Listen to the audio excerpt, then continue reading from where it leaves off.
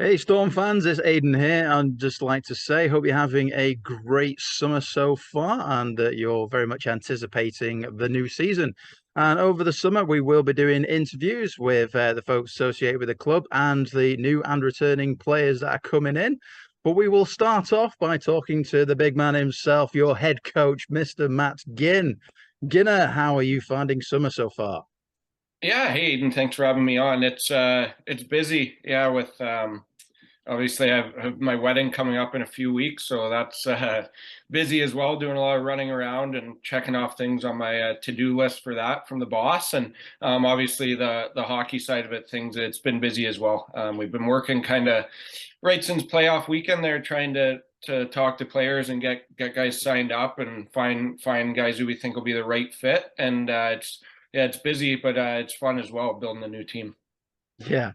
Well, we will get into the summer and how the recruitment and everything's going for the year. But first, let's look back at last season. So, how do you feel about the season that we just had? Obviously, we had our sixth place finish, which was a big improvement on the last couple of seasons. Yeah, there were a lot of positives to take from last season for sure. Obviously, our goal going in was to make the playoffs, and we not only did that, we finished sixth, which, like you said, was the highest finish in a number of years. So that's a positive. But again, on the other side, we don't want to be just satisfied. We finished sixth. We want to finish higher than that this year. That's the goal going forward. I thought the year as a whole, you look back, it's obviously new for myself being the head coach for the first time. I've said it before. I think it's a job you kind of learn as you go, no matter if you've been in the game for 20 years or it's your first year. So there's definitely some learning curves and some ups and downs that way. We got hit by the injury bug pretty good there. Obviously, we're losing Barrow and Orville, our two top leading scorers at the time for most of the year. But I thought as after the Olympic break there, we came back and we played some really good hockey. I thought that was kind of the identity we were looking for. We were harder to play against. We were competing.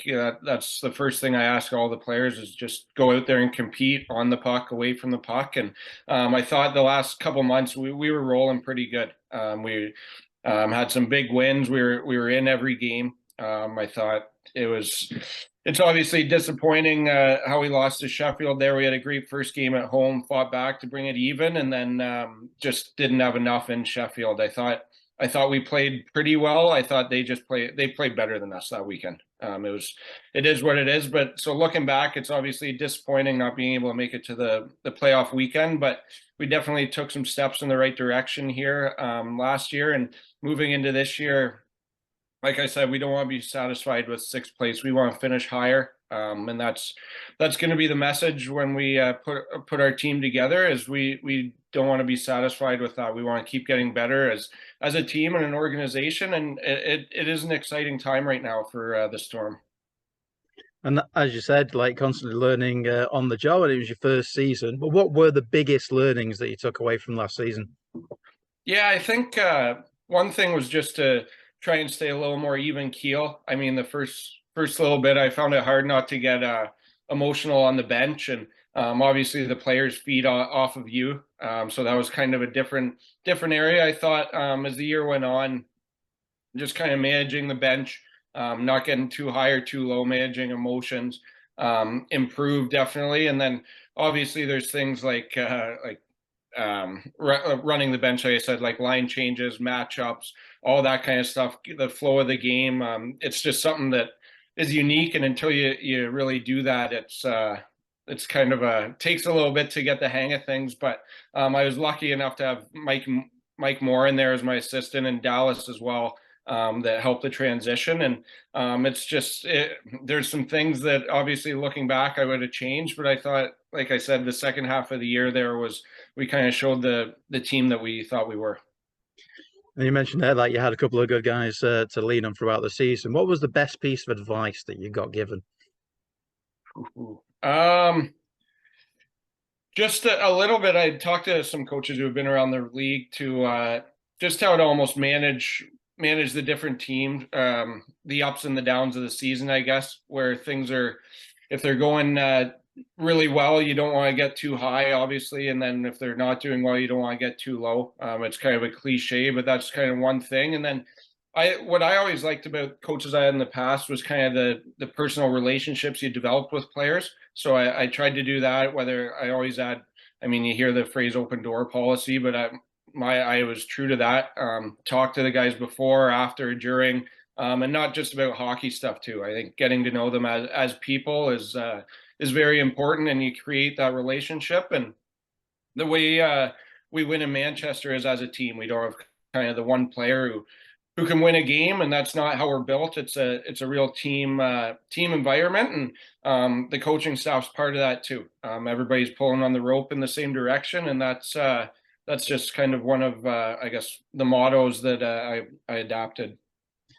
Obviously, you played with a few of the guys on the team from previous seasons while you were still a goalie. How did you handle the transition from being a fellow player to the head coach of those guys? Like, how did it affect your relationships? Do you have any difficulties with that?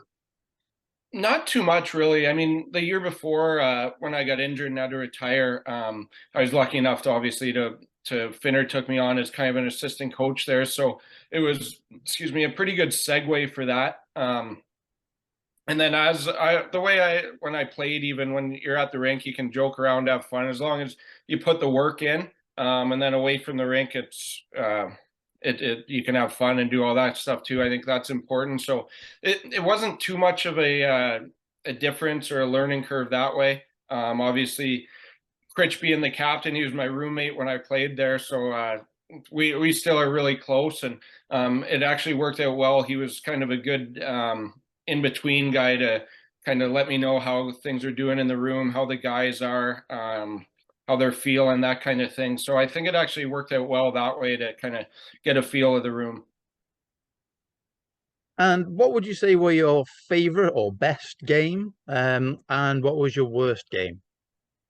Ooh, um, you know, the favorite game, it's tough. I mean, obviously, kind of the first win is an important one. Looking back, the sweep in Belfast, that was a fun weekend. Especially the Friday I got kicked out of the game, so it was it was a nice bounce back for that. And actually, my family flew over for that weekend, and it was the first game they saw me coach. I got kicked out halfway through, You had to put on so a I show for them. had to redeem myself. Yeah, and then no, the two Belfast games were fun. That's probably my favorite rink to go to on the road, anyways. And that they were fun. And then, you know, at the playoff game at home against Sheffield, what an atmosphere. That was, I think, the loudest I've ever seen it in the shelter. I mean, Sheffield always travels well, their fans, and I just thought it was a really fun game to be a part of. The fans on both sides would agree, both coaches, players, like it was awesome. It was a great atmosphere, great hockey game too. Probably deserved that it ended in a tie. And then, so those would probably be my highlights of the year, anyways. And then on the other side, I mean, anytime you lose the last game of the season, it's not going to leave a good taste in your mouth there. So I'd say that one. There's obviously games where we got beat pretty good during the year that they suck.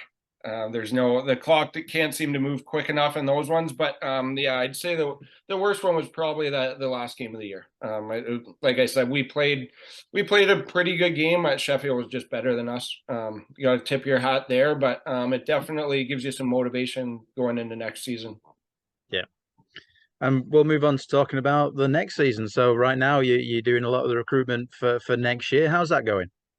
Yeah, it's going well. We've got some guys signed up. We're just kind of waiting on the finer details, the visas, all that kind of stuff before we announce. So I know the fans are being patient and some less patient, but we'll have some announcements out soon. That we've got. The plan is to try and bring back the kind of the core of the guys, and then hopefully upgrade some areas as well where we think we can hit the ground running next season. Recruitment, like you said, we're busy. I talk to Finner on the phone probably more as much as I talk to my fiance. So it's busy. But I think a big thing I've noticed this year is a lot of players want to come and play in Manchester. We took big stride last season. There's a ton of great players out there. We're just doing our due diligence, especially not just the hockey side. You can watch video, but I think as importantly, what kind of people they are behind the scenes, what kind of teammates, because I said how the kind of philosophy is in Manchester, you win as a team, lose as a team, and try and build that that brotherhood or that camaraderie and that family feel. So it's important to bring in people who are good people and good teammates. So that's kind of more so than just how they are on the ice. So speaking about recruitment, so last season, obviously you got a roster that's very much kind of built on speed and skill, and that was the kind of hockey team that you wanted to put in Manchester. You had certain elements of the fan base who wanted a bit more toughness. Is that something that you're looking to do more this summer, or are you going to kind of go in a similar direction to last season? Like, how are you going to tweak things compared to last year?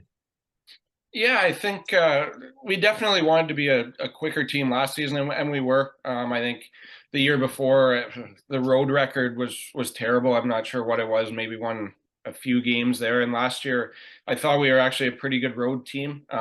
It took us a little bit to find our way at home. I think some of that was there were a lot of new guys into the league to experience the storm shelter firsthand, and as the year went on, we got better and better at home. So I think it's just about kind of finding that mix. The way the game is now, you have to be able to skate, have to be able to move the puck.